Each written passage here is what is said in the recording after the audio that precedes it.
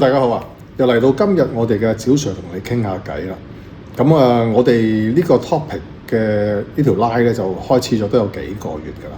咁其實我哋頻道咧就由2020年至而家差唔多有6年嘅時間。咁近呢幾個月咧，我哋就開咗呢條 line 啦嚇，趙 Sir 同你傾下偈。咁睇翻或者聽翻一啲朋友嘅留言或者 feedback 咧，就話唔錯喎，有啲motivation 嘅topic 咧就喺呢條 line 嗰度嘅。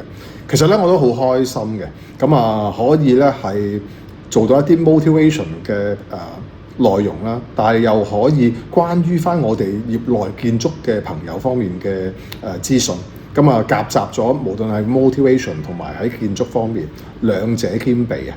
咁所以希望大家中意我哋嚟緊呢個頻道啦，同埋講多啲嘅 topic 俾大家聽。記得就多啲 like 同 share 啦。呢個先係我哋嘅鼓勵。今日同大家講一個 topic 咧，我諗都大家聽落去都幾有興趣嘅，就係成功人士嘅特質。咁當然係講關於係即係我哋講得嘅，但係建築界業界裏邊嘅成功人士啦。咁我一般嘅朋友啊，或者係以前識開工作上嘅伙伴啦、朋友啦，或者同學啦，咁大部分都同我差唔多年紀，或者即係職業都係建築方面嘅。咁我見到佢哋全部比較做得好一啲嘅，甚至係公司老闆咧做得成功嘅，賺到錢嘅，或者係喺啲公司做到好高級嘅朋友。或者伙伴，佢哋有幾個特質嘅。咁我歸納咗咧有8個特質，咁睇下你哋自己睇下有幾多啦，係嘛？呢8個特質咧就睇下大家同唔同意，同埋咧自己擁有幾多啊？呢個8個特質，第一個，佢哋一般咧就係佢哋好有冒險精神。冒險精神咧並唔係話過去搏一搏啦，賭一賭啦。而係話佢哋係衡量過自己嘅能力就算一啲新嘅事物，佢哋會去嘗試覺得對自己有幫助嘅，或者對自己將來係一個有利嘅，就算佢未試過，佢都會去試。咁呢個係佢哋嘅冒險精神。咁但係佢一旦咧確定咗自己呢個諗法係啱嘅話咧，佢哋就會全力以赴，同埋咧唔會諗咗想做，遲遲都未開始。即係話第一點就係佢冒險精神，當然係睇返自己嘅能力啦。一旦決定咗去做咧，就會全力去做，同埋盡快開始。第二點就係佢哋會學識拒絕嘅。其實正啦，頭先第一點唔係話咩都做，人哋同你講乜你都去做。未做過總之我就去做就叫做冒險，並唔係咁樣。亦都佢會衡量咗之後，有啲做法係可能覺得佢唔適合嘅，佢唔會去做。咁呢個都係佢識得拒絕。唔係所有嘢咧都去進行嘅。當佢確定咗係需要做同埋係啱嘅，就會全力去做。呢個係第二點啦，即係佢會學識拒絕。好啦，第三點就係佢一定係 well prepared 嘅。頭先所講啦，拒絕咗，可能有啲係覺得係合適嘅，有冒險精神，確實咗可以去做，全力去做，開始。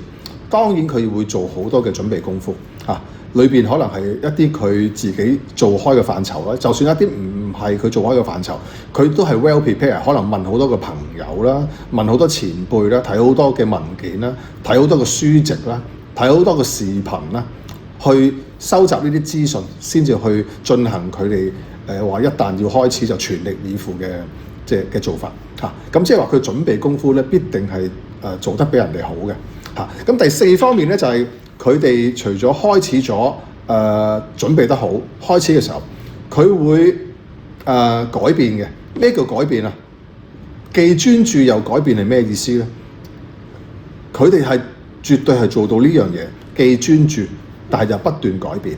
咁即係話佢確定咗佢嘅目標，開始咗啦，有冒險精神啦 ，well prepared 啦，開始咗。咁但係仍然喺開始嘅時間咧，佢會可能有啲嘅唔同嘅 adjustment。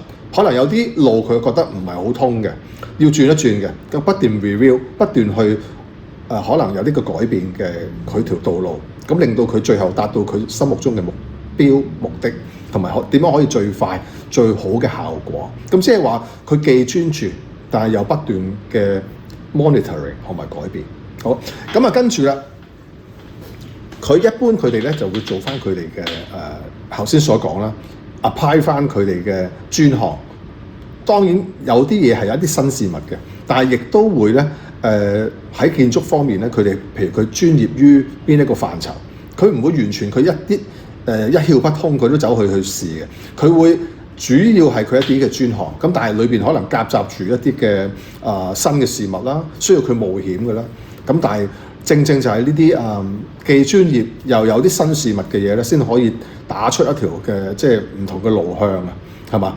咁啊呢個係佢第5點。咁跟住啦，專項第6點就係佢個責任感啊，唔會話一旦開始咧就交俾同事啦，或者我射翻俾其他人做就算噶啦，或者係譬如有啲新嘅工程或者新嘅investigation、新嘅發明、新嘅物料係嘛，佢可能去傾去講個責任全部都喺翻佢嗰度。雖然佢有機會係嗌佢唔同嘅同事啦，或者delegate俾唔同嘅人咧去處理一啲唔同嘅範疇，但係個責任完全係落翻喺佢自己嘅身上啊。咁佢作為一個就算係一個老闆或者高層咧，個責任咧都係完全係無論係成敗或者個作改變啊，點樣去達到個目的咧，都係佢嗰個責任去負成個嘅 project。就唔會話假手於人，假手於人咧都係 under 佢嘅 control 嚇。咁呢個責任感非常之緊要。咁第七點啦，就係嗰個信任度啊，信任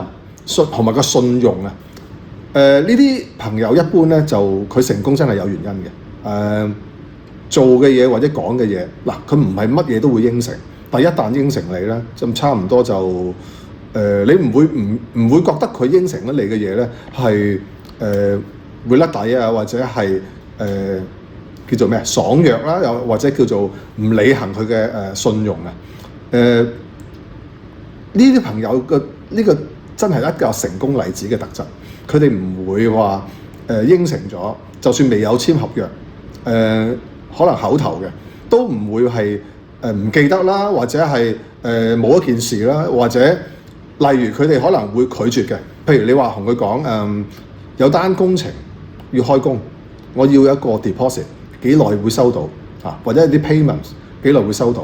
呢啲例子，佢哋唔會係因為你話俾我聽，我要收3成訂或者4成訂，佢可能會話 reject 你嘅，可能會話2成就足夠㗎啦，你呢個deposit 或者係15% 就足夠㗎啦。但係佢唔會係應承咗你之後咧，佢唔俾你嘅，或者遲俾你嘅。工程完成嘅時候，佢亦都唔會係 delay 你嘅 payment 嘅，應承咗14日內俾就14日內俾嚇。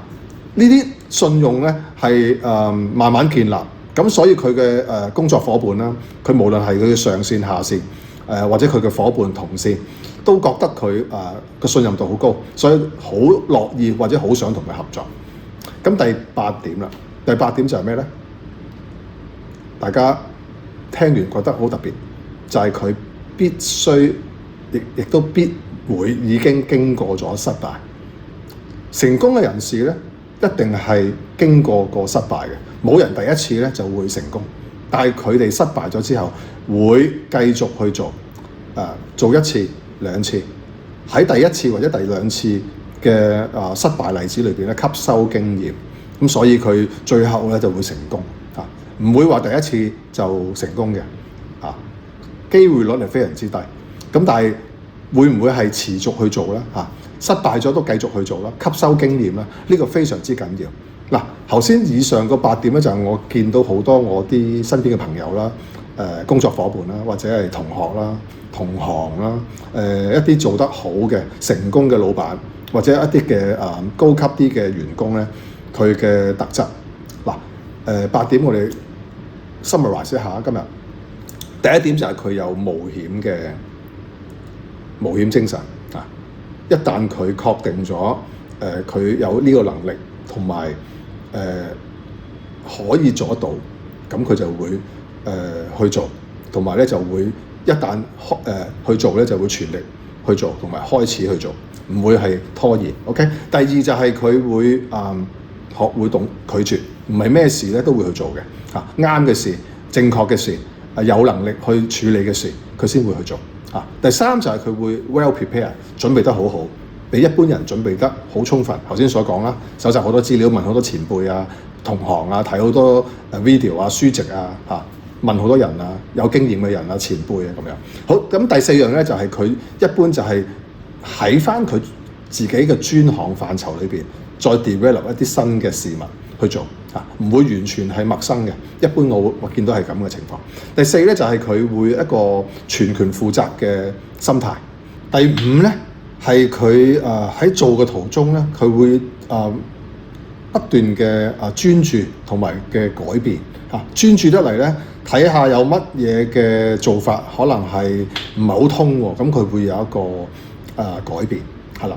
咁第六點咧就係佢係一個全權負責嘅，就唔會係即係俾咗人做之後咧，自己就唔去做負責任啊，唔會去 monitor 住啊。無論成功失敗咧，佢都係全力咧去做一個負責任嘅人。第七咧就係佢係個信任度好高啊。所有人同佢合作嘅都覺得佢好有信用啊。第八啦，頭先所講啦，必須要經過失敗咁同埋吸收經驗，先最後達到呢個成功。咁今日呢8點咧，你又有幾多咧嚇？即係呢個8個成功嘅特點，你又同唔同意咧？你可以喺留言咧，你話翻俾我知，會唔會仲有一啲嘅特質係一啲成功人士嘅特質啊？你唔好話俾我聽就。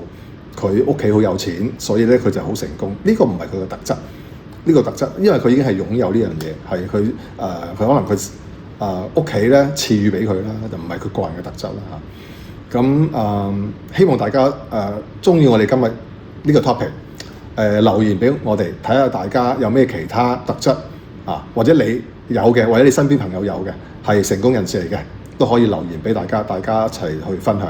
好啦，今日嘅 topic 就去到呢度。下次我哋趙 Sir 同你傾下偈，再見，拜拜。